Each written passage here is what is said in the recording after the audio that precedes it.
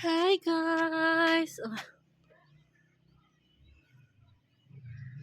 Dinner sa aming rooftop ng kapitbahay. Ay, boboto. Iikot ko muna kayo, Pag ganitong hapon na, maganda ang weather.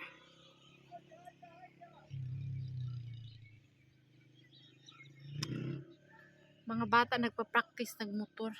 Ako katatapos ko lang magplancha. 2 araw magplancha ako. Yaw-yawan tayo for today.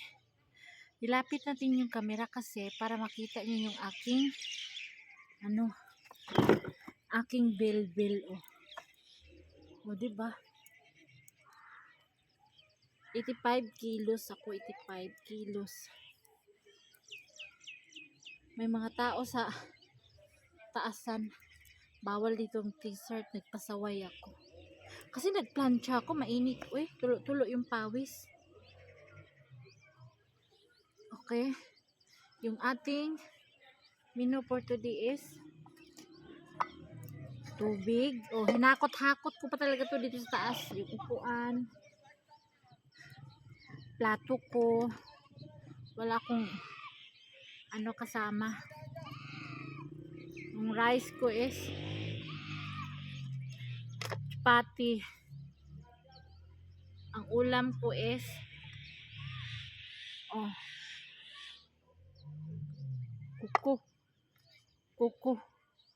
kuko ng baka.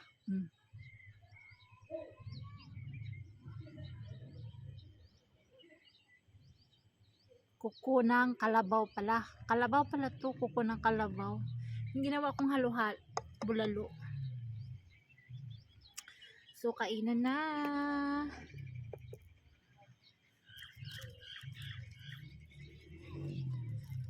Yaw-yaw tayo. Yung topic ko ngayon is bakit daw pinaplancha ang mga damit namin?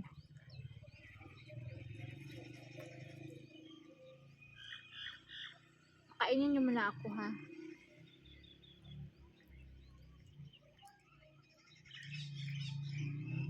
Pinalambot ko lang to. Lagyan ko ng sili. Pinirito.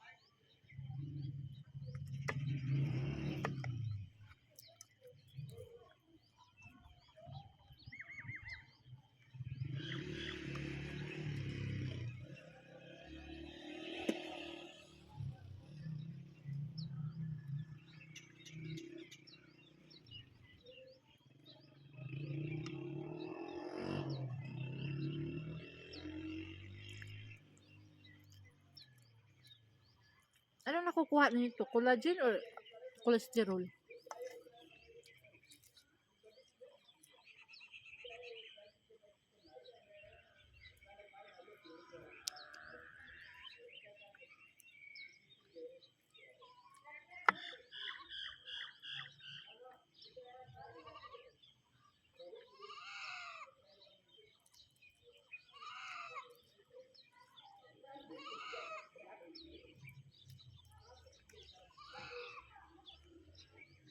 Para sa aking aso.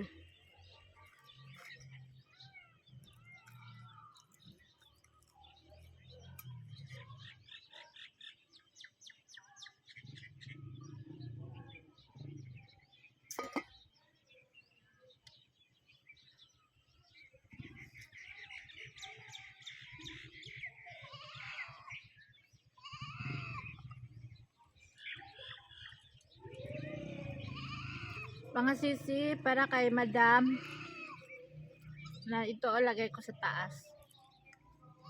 Bakit daw pinamahalagang plantsahin ang mga damit? Kasi alam nyo dito,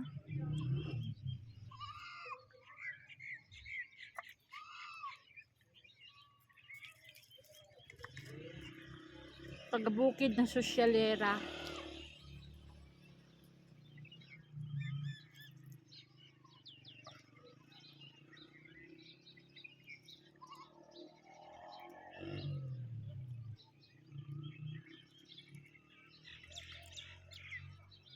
Siguro ang rason kasi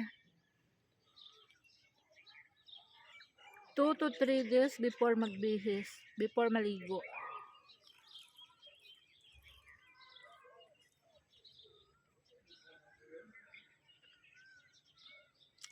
Kapag tag-init, mga bata ko, kami halos araw-araw ko naligo. Pag tag-init, pupunta kami sa mga ilog, ganyan. Kasi pag ganyang panahon, kunti ng tubig lumalabas na deep well, kahit anong lalim.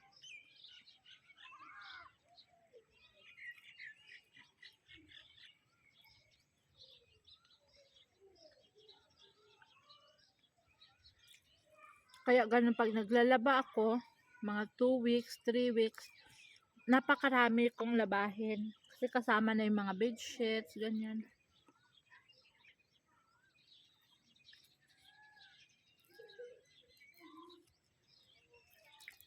Dito talaga pinaplansya kahit pambahay na damit.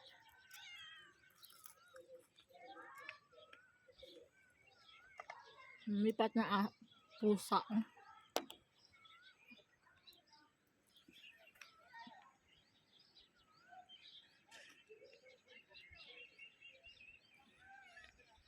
Kain na, pati ikaw takot ka sa kamera ha.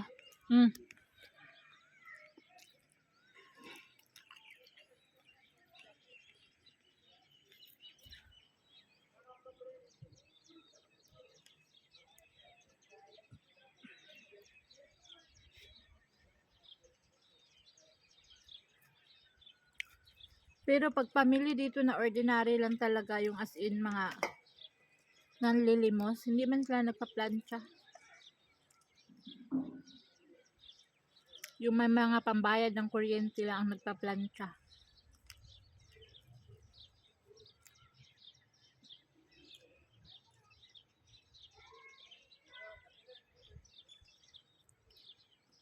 Galit na galit yung pamilya ni Elias pag nakikita ko yung mga anak. Makikita nila yung mga anak ko na hindi pinaplansya yung damit. Lalo na sa akin. Galit din sila.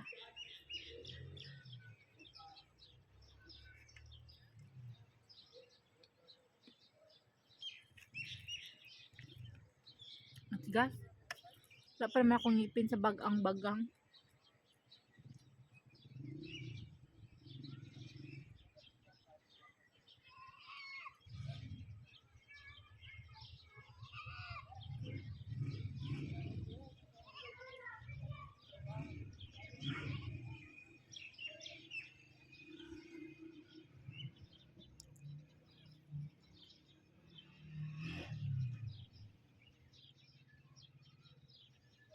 Pusa ko ang bait, hindi kinain.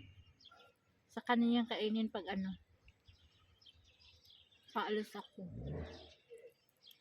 Alam niyo ba, itong isang pirasong paa ng kalabaw, nakita niyo yung binili ko, di ba? Magkano ang halaga? Paa lang yun ha, isang piraso. 1,900. Pag sabi ng 1,900, parang aalis ako na parang kasi dati mura ito makabili ka lang nito ng 400 isang piraso.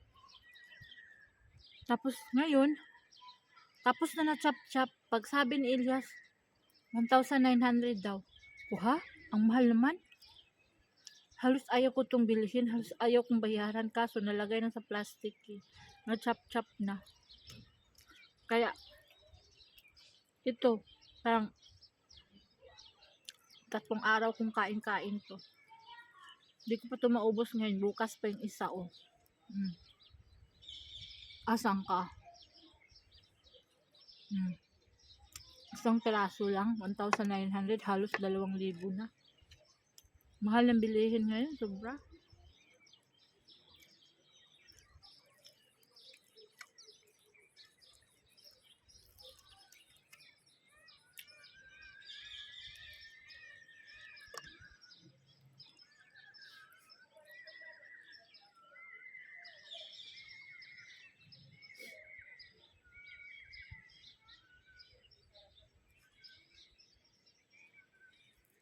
Pag ganito, no, ang tagal kainin. Kailangan mo nguyain ng nguyain. Pero pag rice, diretso sa loob. Masarap ang bawal.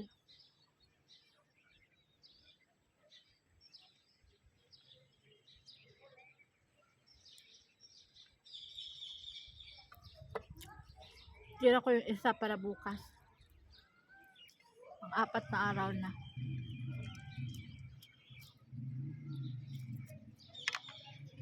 Sabawin ko kaya ito.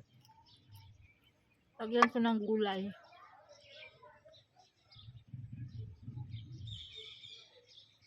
Tanglad.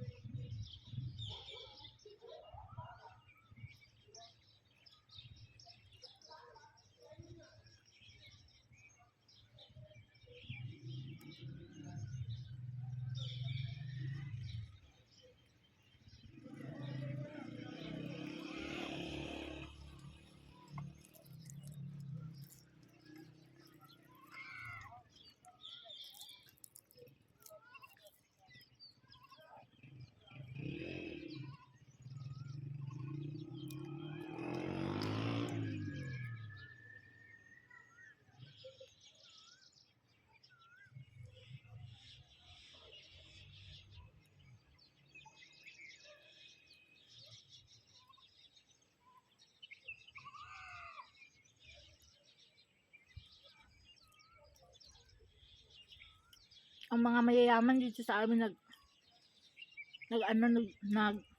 nagpapayabangan sila.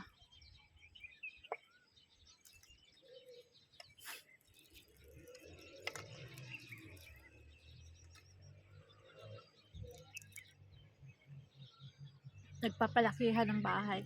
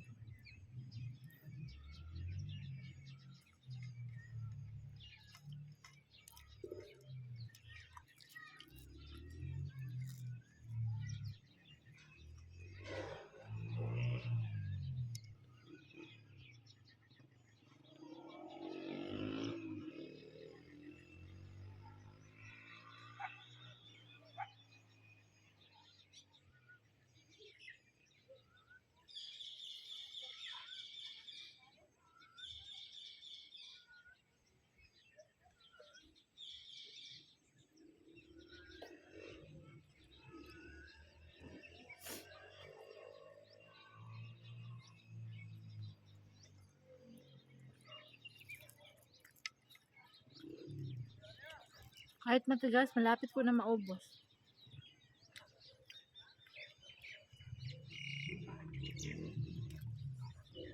Kahit sa hindi lang sa Pilipinas, yung mga mayayaman, yung mga tao na nag-raise ng buhay nila, mga kapitbahay, pag merong nabili, bibili din yung kapitbahay. Ganun.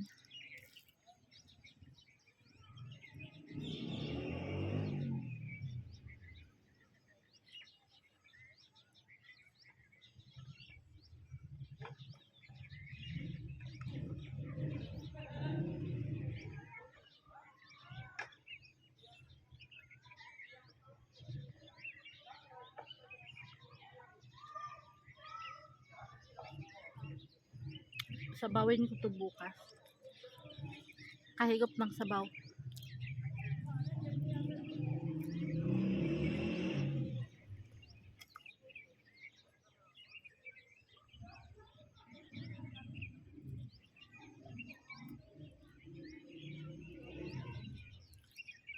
Hindi naman siya taba, di ba? Hmm?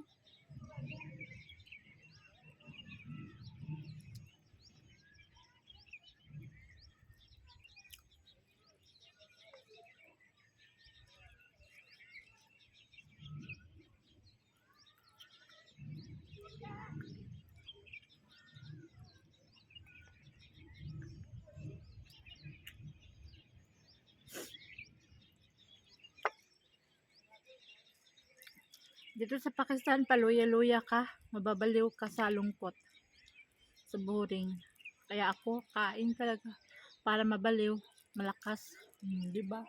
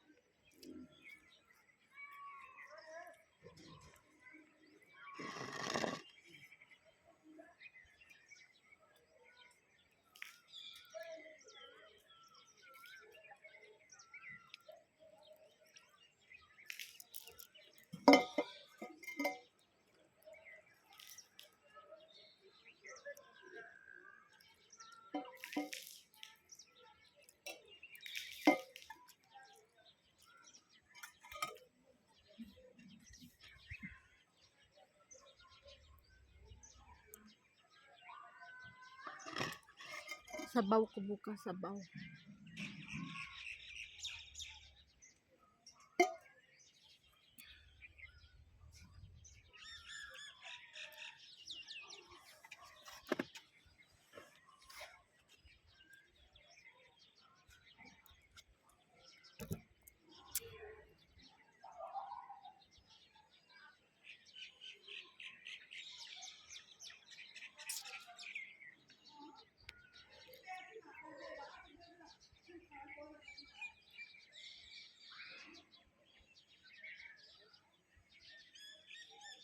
Yung sila Bilal o mag-aano ng gatas ng kalabaw, magka-harvest.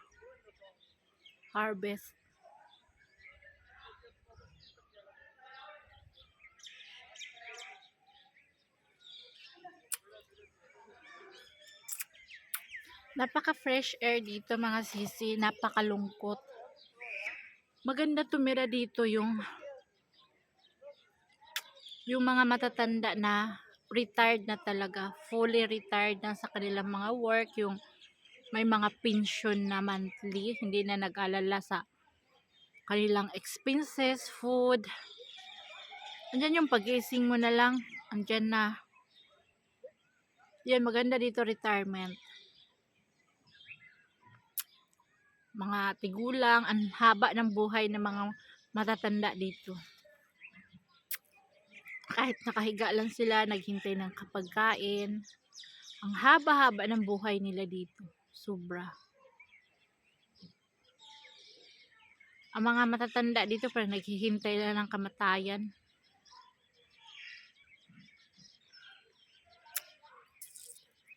Maganda dito kasi ayun nga lang, yung pagkain nila oily. Parang ang sabaw is oil. Yun.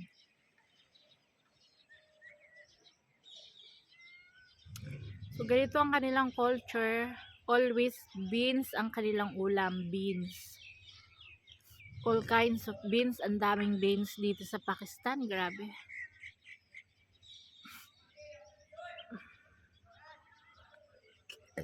Ay, grasya. Kaso, ang kinakain lang ni Elias na beans is munggo and black garbanzos or black sholi.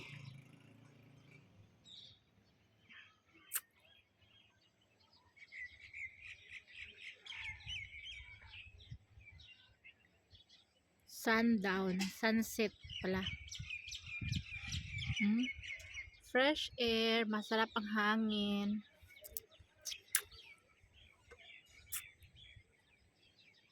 Mga kapitbahay namin yayamanin, palakihan ng bahay.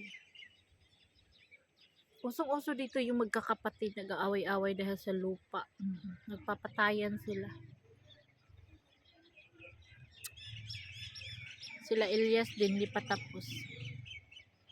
Ewan ko kailan matapos. So, thank you guys. Ang haba na ng panoorin nyo. Salamat. Thank you for watching and subscribe my YouTube channel, Rosana Elias.